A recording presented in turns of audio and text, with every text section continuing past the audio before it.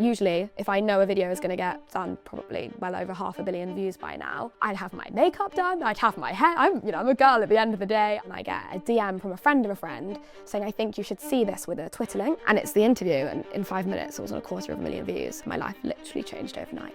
Tell me, who is Jolie Sharpe? If my parents were asking, they would say our daughter who doesn't understand what the word no means. But online, and to people that don't know me, I am a sport presenter and digital creator. If you could bottle why that went so well for you, what would you say? I think positivity is so underrated online. I don't read the news. I absolutely hate the news. I know how to protect kind of my own inner peace and happiness. I lost a good friend of mine when I was 19, and it really changed my perspective of life and how I look at things. And I used to be more of a planner and an organiser, and now I said, well, I don't know. We'll see what's happening next week. They medically signed me off from doing the marathon, and I was like, oh honey, I'm going to be way more mentally damaged if I don't run that marathon than if I run it with a broken foot. Like, I will cross that line. My mind is my best asset. You're now on this trajectory. How far can you go? My mum's always said, reach for the moon, the worst that can happen is you land in the stars.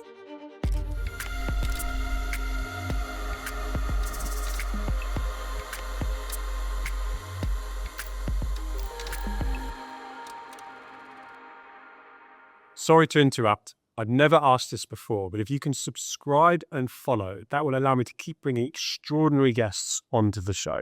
Now let's get back to it. Jolie, welcome.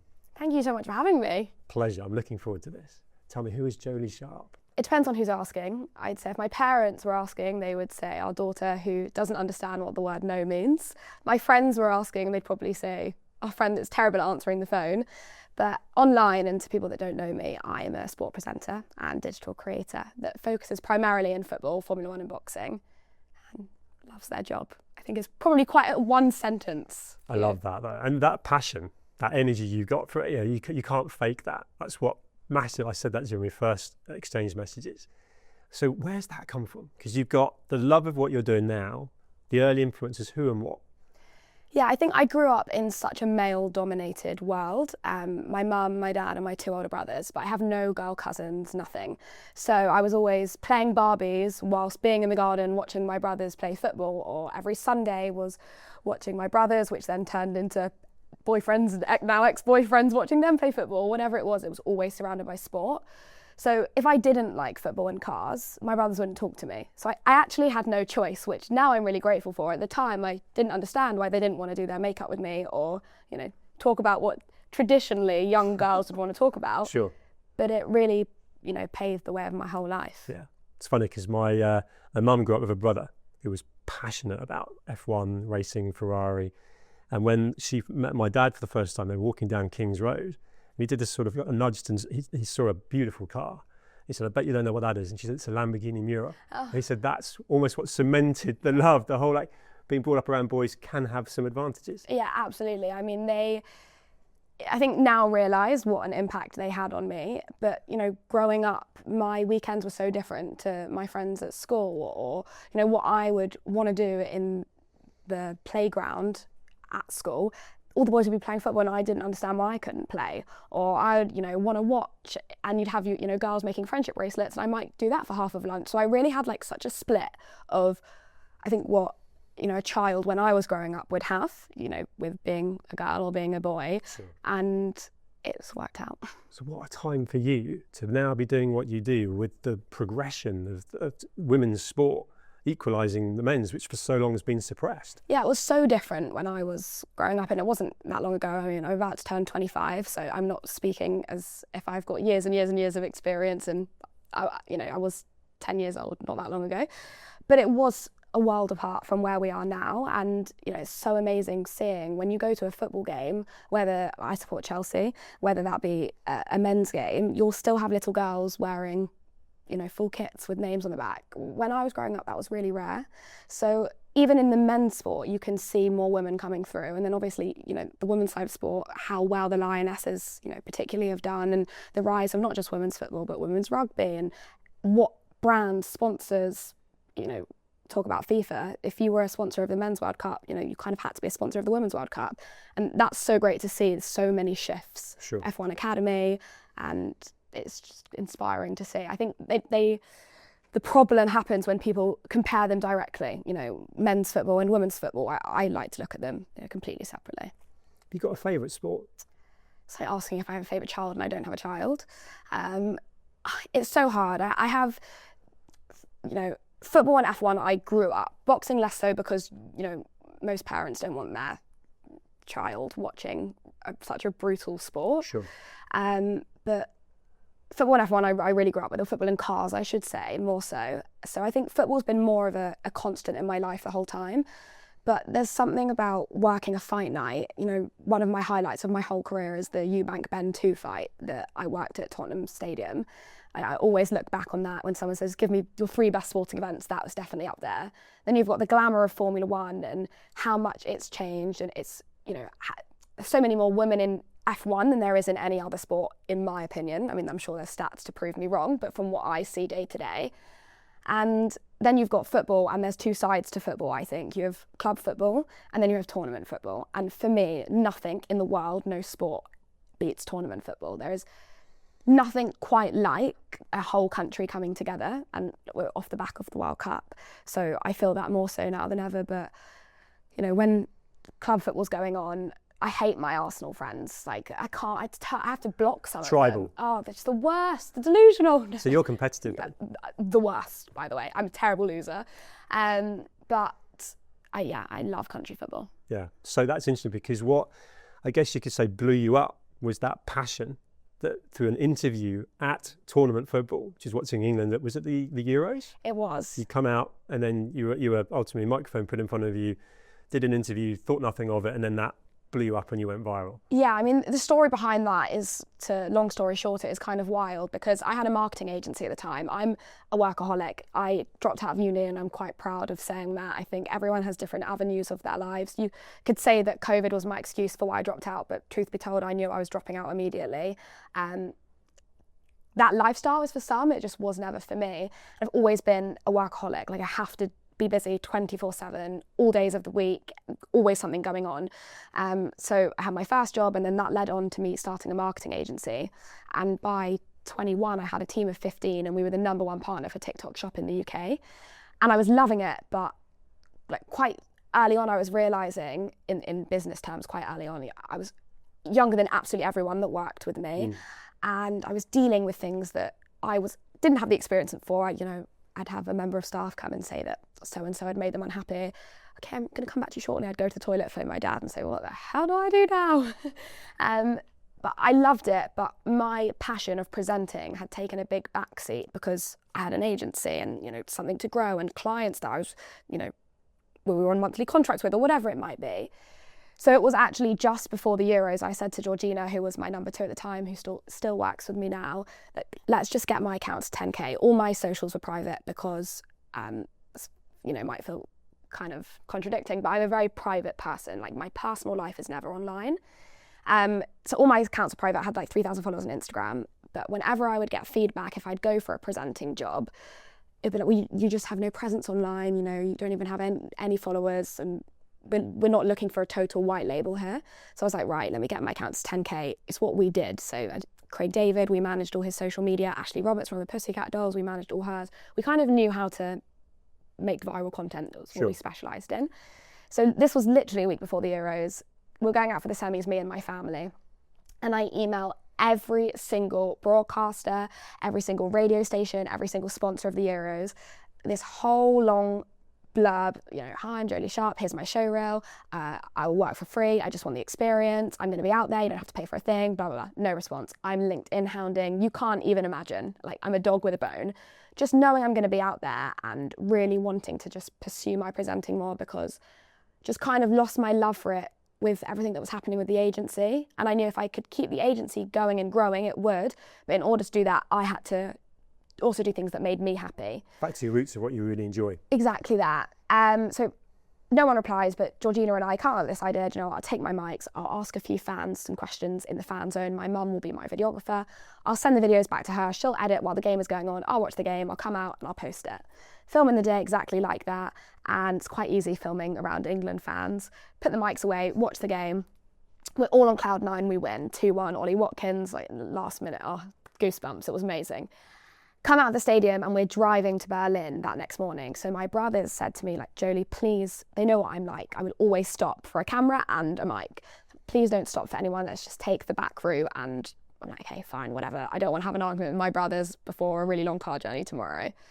So we take this back route, and next thing you know, this green mic just pops up in my front of my face. And the Daily Mail Sport are one of the brands that I'd emailed, being like, hi, can I do some, I'll interview anyone you want me to interview, not replied.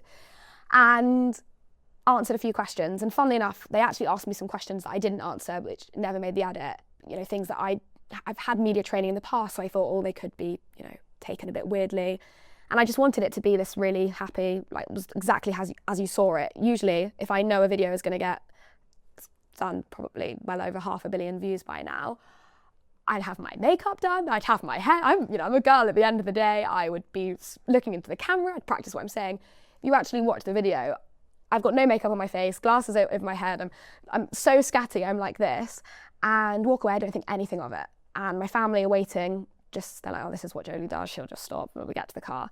And then it wasn't until like 2 or 3 hours later, I was on FaceTime to a friend and I get a DM from a friend of a friend saying, I think you should see this, with a Twitter link. And I'm like, oh no, this is something of my brother's early on in the day. What were they doing? And I click on it, and the only account I had logged into my phone, because I didn't have Twitter, was Craig David's. So I'm looking at it from his page, and it's the interview. And in 5 minutes, it was on 250,000 views. And then, my life literally changed overnight. There's so much there. How did you feel when you watched that video back, from being media trained and probably critiquing yourself, and then seeing not just how well it had done at that point, but then continually watching it absolutely fly? How did you feel? It was mental. I mean, I was literally messaging on my family group, like, is anyone awake? I can't explain. It was like 2 in the morning. No one was awake. But I kept getting a few messages from random people like, lol, just seeing this, and people screenshotting it. And the top comment was, they hadn't tagged me. I was like, who is this? And someone had found a screenshot of my Instagram somehow that had just gone public. And I'm watching, gaining hundreds of follows a minute, which was all I wanted to do, was get to 10K by, within a couple of weeks. And suddenly I'm like, I'm going to wake up with 10,000 followers. Can one of my family please wake up to know what is going on? And all I was thinking was, in the morning, I was getting up at 7 a.m. because I had a meeting with one of my agency's clients for an hour, because we were talking about our strategy for the next 6 months, and with my team on it. All I'm thinking is, I can't get out of this call because my life's about to change. Sometimes and working in social media, the power of social media, and it's still, when I talk about it, doesn't feel as if it was me, and it still doesn't. You can't explain a feeling to someone that 99.9% of the world don't ever get to experience, because it's so unique. Sure. And I knew I kind of had two options. Made my account private, because you can imagine also the comments I was getting, a football fan heavy, I wasn't getting any hate, but just what a football fan would say when they see a video. And I got a message from the Daily Mail guy, who is now one of my good friends, saying like, I'm so sorry about this, I hope you're okay. I was like, no, I'm all good. By the way, if you need anyone to do any interviewing never miss an opportunity. Yeah, it's like, this is my time. I might have sent you an email before. Yeah. And then in the morning, I didn't sleep. And in the morning, I'll come on to it, I'm sure we'll talk about it later, but I have the world's most supportive family. And we were all like, what is going on? And it was about an hour after getting to Berlin, I get out of the car, my mum and I are having a coffee. My phone at this point, I think I'm on like 25,000 followers. The video is on 30 million maybe. And my phone is non-stop. It's all anyone is seeing, because it's England and everyone's focusing on England, and then there's me. So it's not like a normal Times go viral. When it's England, everyone is focused on England and everyone's on the same side. So, sure. If I was wearing a Chelsea top, it would have been a different story. And about an hour after we got to Berlin, and someone comes over and asks for a photo. And my mum and I, we film everything anyway, as in vlog for our own personal enjoyment. Like, there's a video of us just howling that someone has come and asked me for a photo. And that was just the start of what on earth is going on. Yeah. If you could bottle why that went so well for you, what would you say? I've got my feelings on this, by the way. But I just wondered if you've almost not analysed it, but has anyone given that feedback, and why did that capture so many people and just spread like wildfire? I think positivity is so underrated online, and I think this might spark some controversy. I don't read the news. I absolutely hate the news. I think it's so negative. I think and it's an ignorant way of living. I'm not saying that it's not, but me reading the news is, I know how to protect kind of my own inner peace and happiness. Obviously, I know what's going on in the world day to day. That's the difference. I don't need to interrupt you, but Yeah. you're not ignorant because you're surrounded by people and you're relevant and around people that are telling you what's going on. Yeah, I just don't like the bad stories, and it's very rare that there's good news online. You know, I've always wanted to do a show or something, maybe one day down the line, of just a good news platform. That's all that it is. And I think there's that element, and just exactly as what I said to you before, it was so authentic. I didn't get a question before. You know, I've seen a few things online like, this was so staged. You can't stage a video like that. And if you watch it, I'm like, yeah, it's coming home, and oh my gosh, and blah, blah, blah. It was exactly how the whole country was feeling. I think what blew my mind the most was it wasn't just England. You know, I was getting message. I have a friend in South Dakota, like, yo, dude, you've just come up. Like, what? It was at that point I was like, this isn't just England. No, this is global. Yeah, it was wild. Funny, I bring up global. You're now with global. I mean, it's so cool the trajectory you've been on. Global podcast with David Coulthard and F1, which you love. And I love the fact that through that moment, and you've clearly grabbed hold of the opportunities then and created your opportunities, if you look on the back of it. You now get to completely thrive talking about and doing what you love. Yeah, I think first and foremost, any advice I'd ever give anyone is what you say no to is just as, if not more important than what you say yes to. And I think I could have come off the back of that. And I'm not saying every decision I've made has been the right decision, because it definitely hasn't. But, you know, there was quick money to be made or whatever it might be. But it's what I've always wanted to do. You know, I'm a massive fan, first and foremost, before anything, before the jobs and the place I get to travel and the money and the luxury and whatever. I'm a fan. I just love it. So I think it was always keeping that at the heart, and the fact that now my job is my hobby, I will never take for granted how lucky I am to have that. No, I can feel that. And I think I'd said about my feelings and sort of, I didn't see that video at the time. I don't know where I was, you know, the virality of it and so on, but it very quickly made its way to me at some point. And you did, coming up on social, because I'm interested in sport. I'm interested in F1 football and so on. And so that it's the passion, and it's the fact that you couldn't fake what you did in that video, and you continue to do that. That's you. You're just, it's like, and I want to compliment you on that. Thank you. And clearly you know that from the point of view of how well that's going for you. But I also wanted to kind of touch on the whole, like, the off button, that kind of Jolie that's working so hard. You're a workaholic and you love it and you're working with what you do, but how do you now relax? Because life's hectic. I'm probably the worst person to ask that question to, and I'm laughing because Alex, obviously my agent's in the room, and he'll be thinking she doesn't turn off, like there's no off button. And what's funny is when I was growing up, my parents always used to joke, where is Jolie's off button? She doesn't stop. In anything I do, 100% is not enough for me. It's like 120%, 130%, it's go, go, go. And by the way, that is no advice for anyone. I think the way that I operate is very unusual. I find it very hard to switch off, which isn't a good thing. I find it hard to find that balance of just, okay, this is work and this is not work. But when I'm not working, I'm thinking of ways in which, how I can work. And I think that's because I love it so much. But I'm also conscious that the longer I do this for, you know, there comes a point where you're like, okay, you're going to burn yourself out. And I've had many moments of that, even just this year, of, okay, you know, 7 flights a week and 4 countries on stupid time zones. You literally did the World Cup, Wimbledon, F1, Silverstone, back to boxing, saw you pop up with the pyramids behind you. I mean, it was mental. It was like Jolie being cloned. Yeah. But it's not, it's all you, right? But you thrive with that, don't you? But you're right to manage the burnout. Yeah. Because at 25, you're smashing it. But there's an element of, like, probably at some point working out a balance. Yeah, I think before the World Cup, it definitely hit me. I was like looking at my schedule, you know, and I think that's why I'd never liked the influencer lifestyle, because social media is so fake. And like, I urge anyone that's listening to this to really know that. Like, you can look at someone and think whatever you might think, but it could be the complete opposite, or it might be the same, or there'll be elements, or whatever it might be. But social media, it can be really hard. And I have very strict boundaries in place with myself. I never ever post my personal life, so you wouldn't know. You know, I want my audience to feel like they really know me and give them parts of me, because that's part of the job and, you know, trade-off almost. But also there's elements that I'll really protect. So if I'm out with my girls, I won't be like, can you take a photo of me? Or let me take a picture of the food and tag where we are. You know, I signed up for this, no one else did. You know, my mum's happy to be in front of the camera sometimes, my dad a little bit less, my brother's a little bit less. So I never want to make anyone be in front of the camera or be a part of my story that doesn't want to be, because as I said, I'm the one that wants this as my job. And the way I've managed my burnout, I so often get the credit when I shouldn't. Like my family, my, you know, amazing team at CAA, Georgina who works with me, they deserve so much credit. Like they keep me sane and knowing what I'm doing and managing. And sometimes, you know, it was my dad that said to me before the World Cup, like, Jolie, you're gonna make yourself so ill. I'd done Egypt to New York to Budapest in 1 week, and I was at the airport crying. And being totally honest, I never really come out online and show the negatives, because who does? But talking about it, you know, frankly here, I couldn't understand why I felt the way I did. I was exhausted. I'd had the most amazing job and I hadn't enjoyed it. And why hadn't I enjoyed it? And my dad was like, you're exhausted. You're a human being and you won't take the word no, but you now need to take the word no.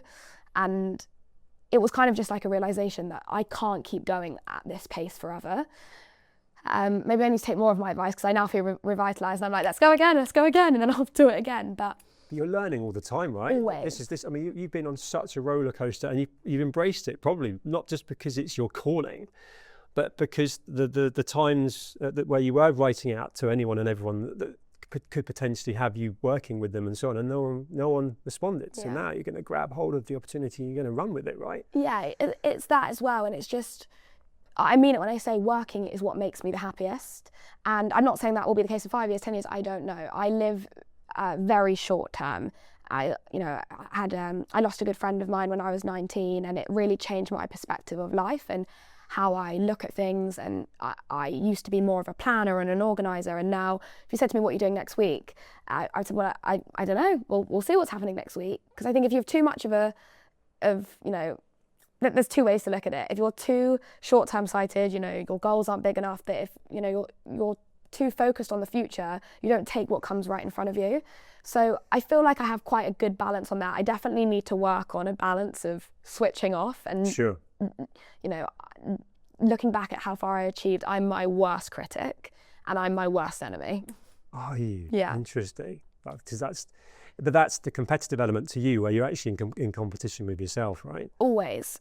And how can I do better? And, you know, what is next? And what can I do to make people around me prouder? And no one is giving me the pressure bar me.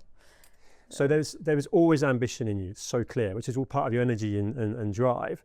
You're now on this trajectory. How far can you go? Because I feel like I'm so pleased that I'm with you now. And when we agreed to do this only last week, which really sort of relates to what you just said about not planning too far ahead. Yeah. But I'm telling anyone and everyone that you're going to be the biggest thing there is. Thank you. If they haven't heard of you, you're going to hear of her soon. She's going to pop up somewhere. How far can you go? I mean, I'd say the sky is the limit, but I think that's too low. I just love that.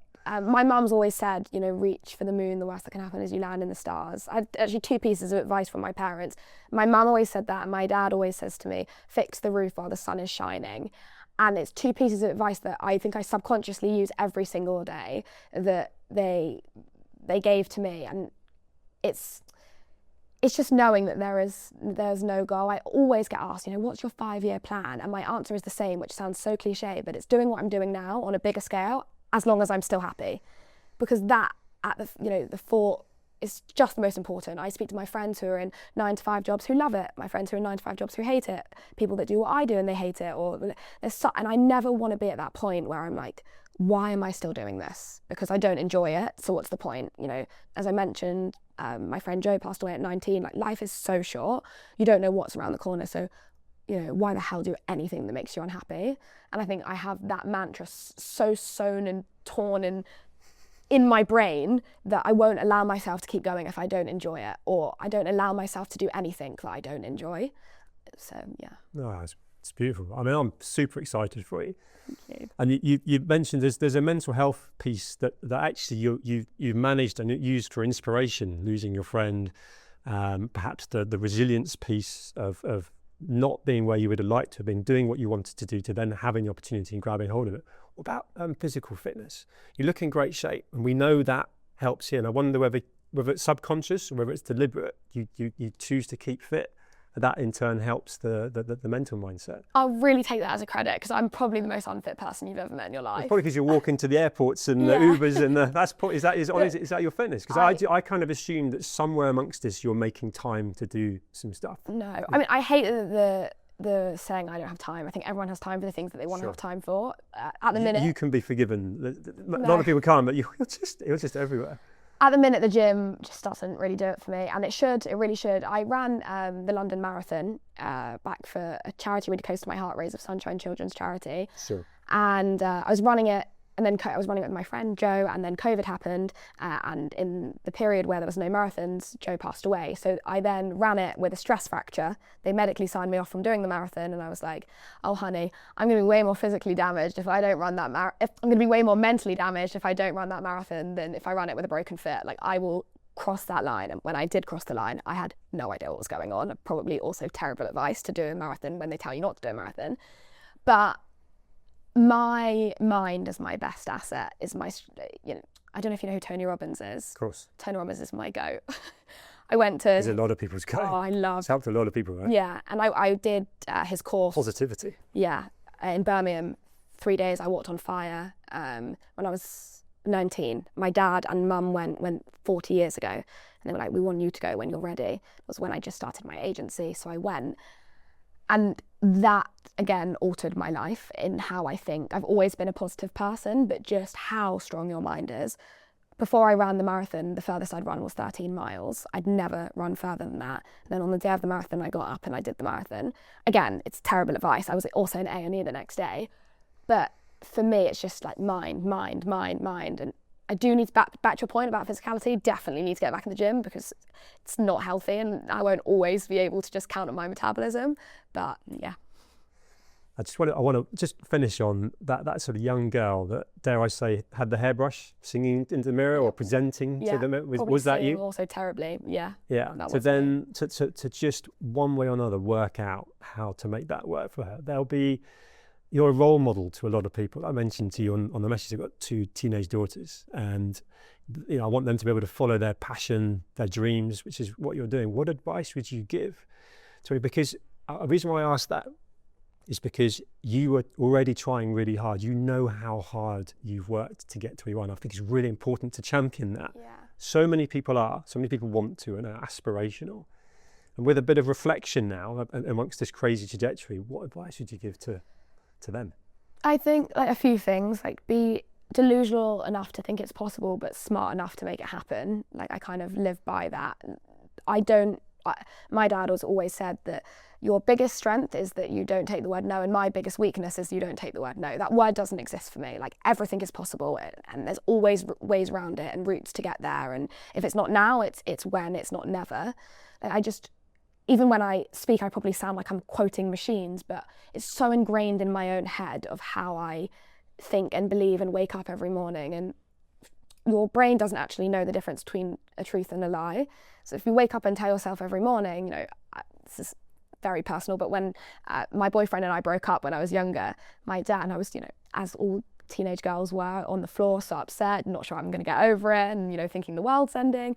My dad said, Jolie, wake up every morning, look yourself in the mirror and tell yourself you're okay.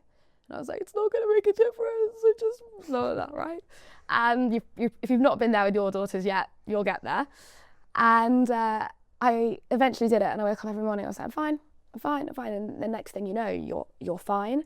So I think there's that element of your mental point of view. But I think it's also knowing that, firstly, I don't believe in luck. I think you make your own luck. You can just be very lucky with those that are around you and support you, and there's so many points to my advice. I should really get to the point. You'd think I was a presenter. This is all golden. I'm rambling. Right.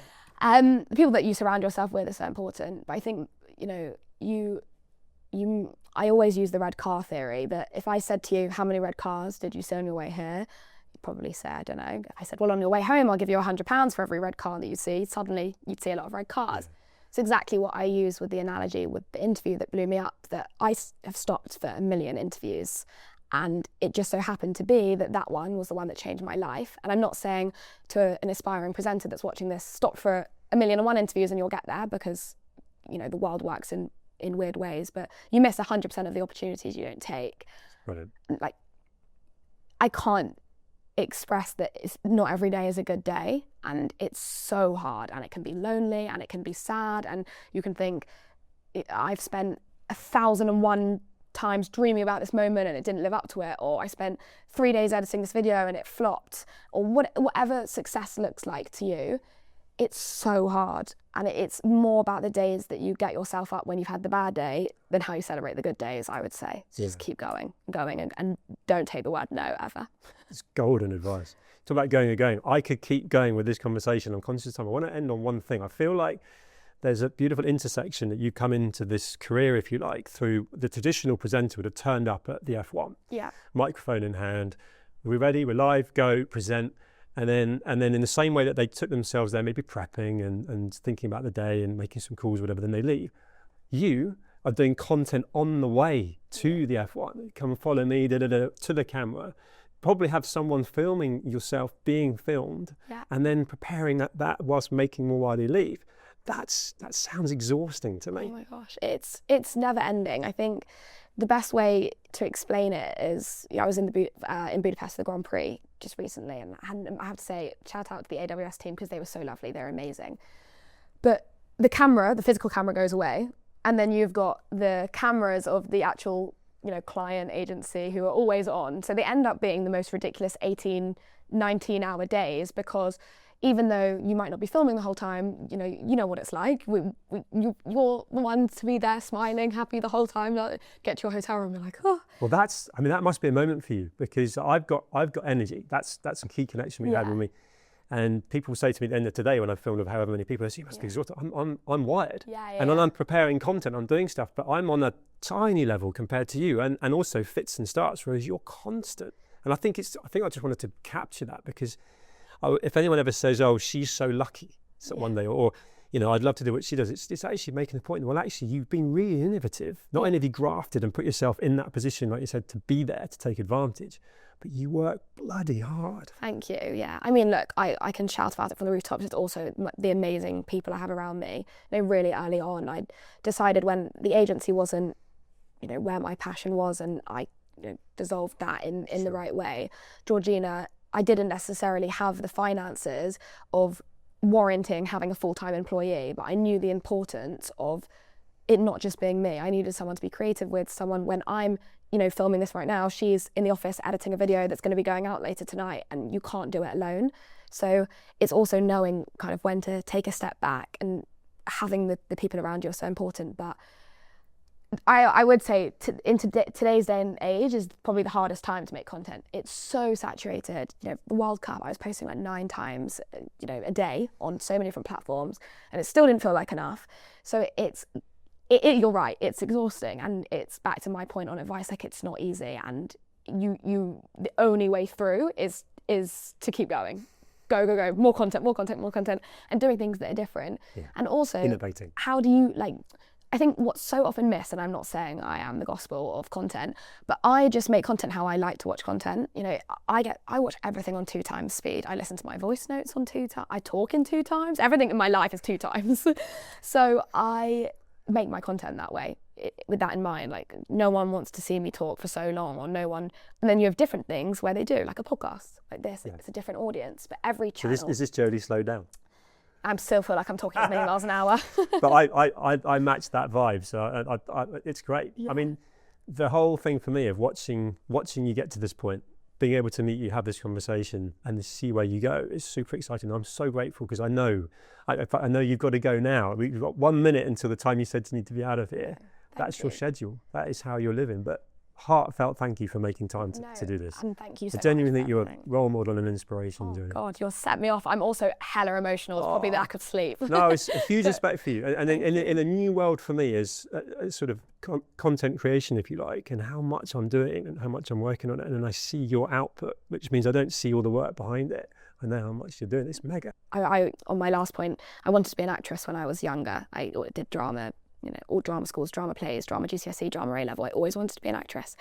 My parents used to say, but Jolie, it's a life of rejection. It's a life of getting the word no. And sometimes what we do can feel like that. It's just taking that no and twizzling it into some form of a maybe to a okay to a finally a yes, and you're like, you'd get Blazing. there. Well, you've been doing that. You're mega. I've loved this conversation. I hope you have. No, I have. It's been so great to talk. It's like my first real time being a guest on a podcast. Well, I'm honoured, genuinely honoured. Thanks for having me. You. Thank you so much. Thank you.